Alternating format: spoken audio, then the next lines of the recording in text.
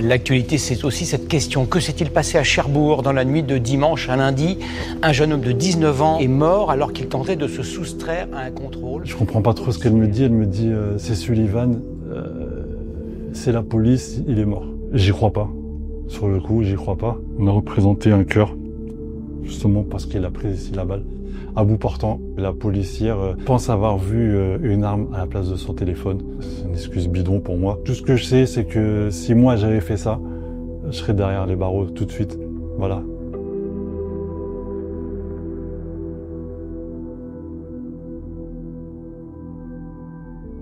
Sullivan, c'est mon petit frère. Il avait 19 ans. C'était le petit frère d'une fratrie de 5 frères et sœurs. Quand Sullivan est arrivé, j'avais 16 ans. La dernière de mes sœurs, Floriane, avait 12 ans, il me semble. Donc c'était vraiment le petit bébé, le petit dernier. Il était comme notre fils. Voilà, on l'a élevé avec notre mère. Parce que notre mère, elle a élevé 5 enfants toute seule. On n'avait pas le même père que Sullivan. Son père l'a abandonné à la naissance, donc on a dû faire ce rôle aussi avec ma mère.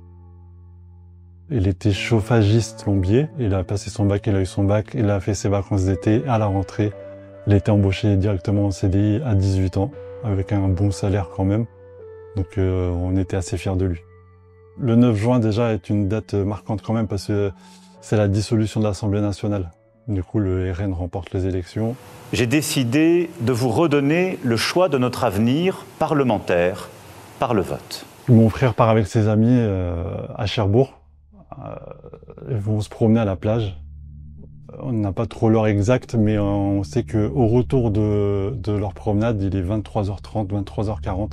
Ils arrivent vers le quartier où il habitait et le conducteur s'aperçoit que la police sont derrière eux. Il décide d'accélérer parce qu'il y a eu un défaut de permis, de papier, on ne sait pas trop. Apparemment, la voiture aurait été volée, mais bon, ça ne justifie en rien. Donc le conducteur commence à accélérer, donc ce qui met la puce à l'oreille aux policiers. Donc à partir de là, il y a une course-poursuite. Ensuite, ce qui se passe, c'est qu'au bout d'un moment, le conducteur s'arrête. Il prend la fuite d'un côté, mon frère de l'autre. Le troisième qui est à l'arrière se fait arrêter directement. Il se fait plaquer. Il entend le coup de feu, mais jamais de la vie il aurait pensé une seule seconde de ce qui aurait pu arriver à mon frère. Et ce qui est arrivé, c'est que mon frère est parti du côté gauche du carrefour. Il tombe sur une équipe de 3 policiers. Et à partir de là, d'après les éléments qu'on a, c'est que il se prend un coup de taser.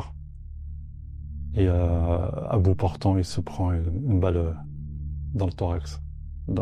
Voilà, comme ici, on a représenté un cœur, justement parce qu'il a pris ici la balle. À bout portant. Pourquoi? On ne sait pas trop vraiment.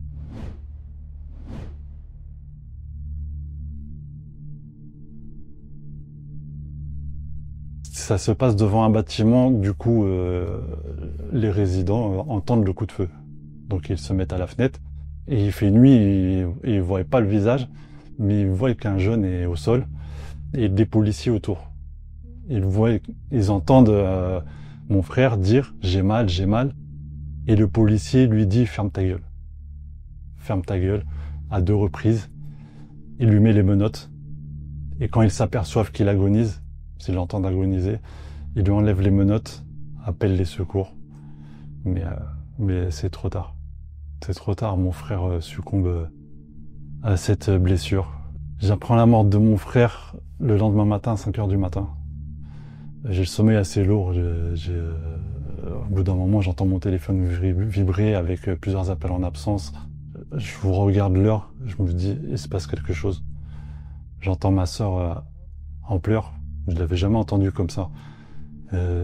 Ça restera toujours dans ma tête, parce que c'est assez marquant. Quand on t'annonce le décès de ton frère, elle me dit, je l'entends pleurer et je lui dis qu'est-ce qui se passe? Elle me dit c'est Sullivan. Je comprends pas. Je dis mais explique-moi. Je dis passe-moi ton mari. Donc son mari prend le relais. Elle me dit mon frère Sullivan, il est mort. Il a pris une balle par la police. Et j'y crois pas. Sur le coup, j'y crois pas. Pendant plusieurs jours, c'était flou, c'était je sais pas comment expliquer, on a l'impression de vivre un cauchemar. Sur le coup, je me dis, je pense à l'affaire Naël, qui avait fait beaucoup de bruit, 1 an avant. La seule chose qu'on apprend, c'est dans la presse, c'est que la policière pense avoir vu une arme à la place de son téléphone.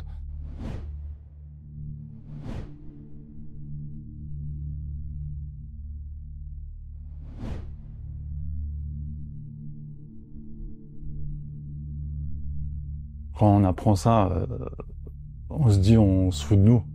Voilà, on nous respecte pas. C'est déconcertant, c'est écœurant. C'est écœurant de se dire que comment on peut inventer une excuse aussi minable de dire ça alors que derrière il y a une famille qui pleure.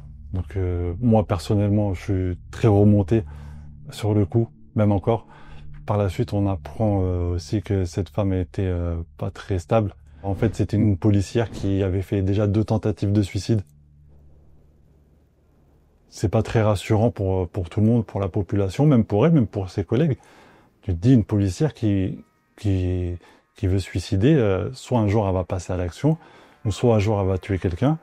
Et c'est ce qui s'est passé. Hier soir, la policière qui a ouvert le feu sur l'adolescent a été mise en examen pour meurtre.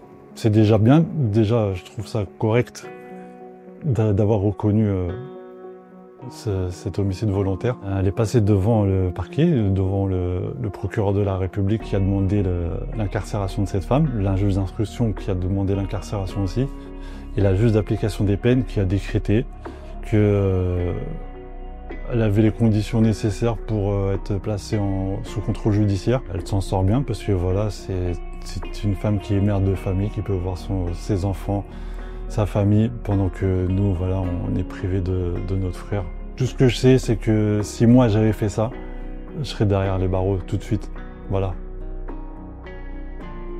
Il s'appelle Sullivan, mais c'est un gamin qui a grandi dans une cité, dans un quartier populaire, dans une ZUP. Tous les jours, on se faisait contrôler, voilà, même avec une manette de PlayStation. On nous demandait qu'est-ce qu'on fait avec, voilà. Il réagissait toujours bien, voilà, parce que c'était quelqu'un de posé, voilà, qui aimait pas se prendre la tête. Il obtempérait toujours. On en discutait par rapport aux violences policières, voilà, il était très réceptif. Et il savait qu'il fallait faire attention. Moi, à sa place, à 19 ans, je tombe devant une équipe de police. Peut-être que je prends la fuite aussi, parce que maintenant, quand on voit d'autres victimes, même si tu t'arrêtes, tu peux finir au sol asphyxié, le thorax écrasé. Ce rapport avec la police, il est très compliqué pour les jeunes. Ça fait 10 mois qu'il est plus là. Ça fait 10 mois qu'il est parti. Ça fait 10 mois qu'on nous l'a enlevé. C'est un traumatisme aussi pour les enfants. Moi, ma fille, au début, je lui ai pas dit, j'avais peur. Sullivan, c'était tonton Sullivan pour tous les enfants. Donc, au bout d'un moment, à chaque fois, quand elle demandait où il était, à force de lui dire qu'il est en vacances, mais quand est-ce qu'il revient de vacances, on est obligé de lui dire, tonton, il est parti au paradis. Pour les plus grands, je pense, par exemple, au premier, qui a 9 ans, il est traumatisé. Sa petite sœur aussi, qui a 8 ans, les deux sont traumatisés. Quand je vois ma nièce qui fait des dessins de mon frère et d'elle, et qui raye après les dessins. Là, récemment, le 12 mars, mon frère aurait eu 20 ans. J'ai un autre neveu de 4 ans qui dit à sa mère, c'est bon, tonton Sullivan, il peut revenir, c'est son anniversaire, on va faire un gâteau. Mais non, mon petit, non, désolé. Tonton Sullivan, il reviendra jamais. C'est un double effort dans l'éducation de nos enfants qu'on doit faire, parce que voilà, on pourra leur donner toute l'éducation qu'on veut, ils vont vivre avec ce traumatisme. Et je veux pas faire 1 minute de silence, on fera pas ça parce qu'on va pas se taire. Comme on veut tout gagner, on va tout déchirer. On va faire 1 minute d'applaudissement s'il vous plaît. Allez, s'il vous plaît. C'est 2 jours après le décès de mon frère. On organise une marche blanche, une marche qui reste encore dans nos mémoires, parce que voilà, on était plus d'1 millier de personnes. Il y avait toute notre famille, tous nos amis, tous les voisins, tout le quartier, toute la ville. On a vraiment eu un soutien, on a senti une solidarité derrière nous incroyable et c'est ce qui nous maintient aussi, nous. On a fait un hommage aussi à mon frère lors d'un match de foot, pendant un concert aussi de rap. Il y aura d'autres événements aussi à venir. Juste à côté de moi, il y a le frère de Sullivan. Donc on va tous dire justice pour Sullivan. Avec ça, voilà, c'est là qu'on apprend qu'on n'est pas tout seul, qu'il y a beaucoup d'autres familles aussi dans le même cas que nous, qu'on se sent compris, qu'on les comprend aussi. Et quand je vois des familles, il y a juste à se regarder dans les yeux, voilà, il n'y a même pas besoin de parler, juste dans le regard, ça veut dire beaucoup de choses. On est toujours sur l'enquête, on n'a pas de date de fin d'enquête, on ne sait pas trop. Cette policière doit être jugée comme tout le monde. On peut pas faire de deuil tant que le combat n'est pas fini, tant qu'elle ne sera pas là où elle doit être, en prison. C'est les combats d'une vie en fait.